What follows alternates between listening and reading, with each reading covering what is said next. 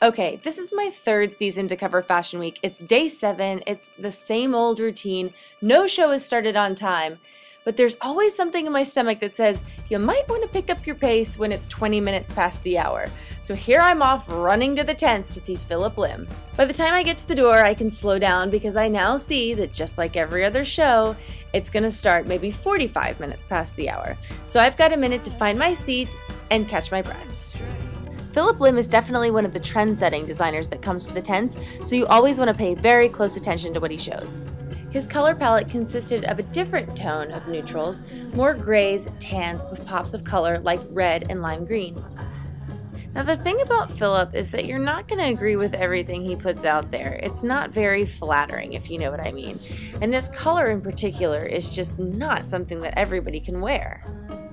Just remember that the separates usually look different on the rack than they do on the runway. One of my favorite parts of Phillip's shows are the accessories. I love the big neck pieces, and he always shows Louboutin heels.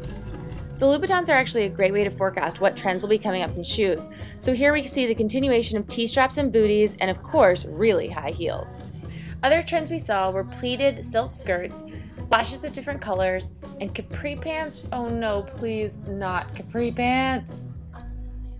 As you'll see, the majority of the collection was basically Phillip's interpretation of a suit.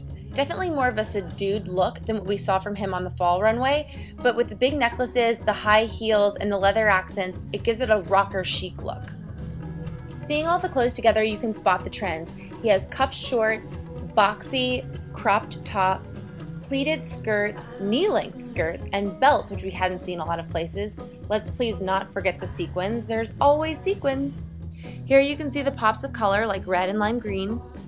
One of my favorite components from this collection were the ties that went down the backs of the blouses and up the sides of dresses. It just gave character to a very simple piece. It was something to look at.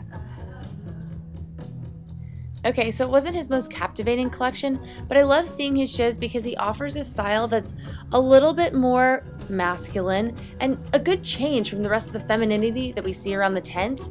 He has a style that's sophisticated. Not everyone can wear it, but if you can, you will stand out in a crowd. Actually, I'm one of those people his designs don't look good on, but I still like watching them walk down the runway, and I'm always inspired to try new things. Thanks, Phillip. He takes his bow, and immediately we take our leave to the promenade to go see Millie by Michelle Smith. You'll notice it's a smaller venue, but still the fans are just as enthusiastic to see what she's got to show. Michelle told me backstage that she wanted to do something more fun for her spring collection. She wanted to break out of her conservative box and add a little punk rock, make it a little funky. So she went with bigger neck pieces, side ponytails with bows, and socks in your shoes. I'm not really sure about that trend, but the rest of it really worked with her style. I'm sure you've noticed she always uses the same color palette: mustard, lilac, brown, khaki, orange at times, pink, and then gold accents all over these pieces. She sent at least 5 or 6 different interpretations of the LBD, that's the little black dress, down the runway, which I think shows the commercial nature of her line. She's thinking about her customer and the fact that they need clothes that are versatile.